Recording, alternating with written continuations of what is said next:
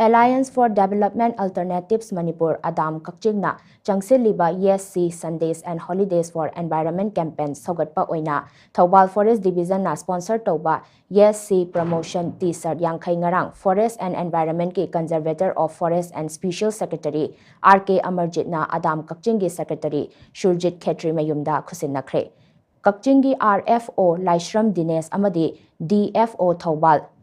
GCLI Laisang Themna Sarukyaduna Pangthokiba Thauram Aduga Mari Lainana Adam Kakchingi Secretary Surjit Khetri Mayumna Hai Ngasi sponsor Tauriba T-shirt sing ase Mahaushagi Khal Ngaknabagi Damak Lepa Leitana Upal Thaduna Hinghannaba Wana Honariba Sing Amade Nongmaijing Numit Khudingi Anganjing Eco Park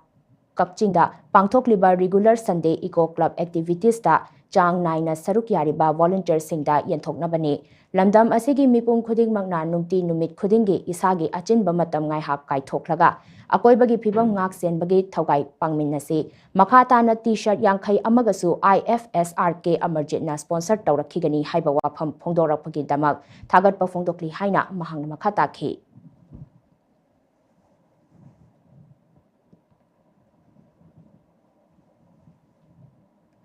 Gas consumer sing na chakthong gas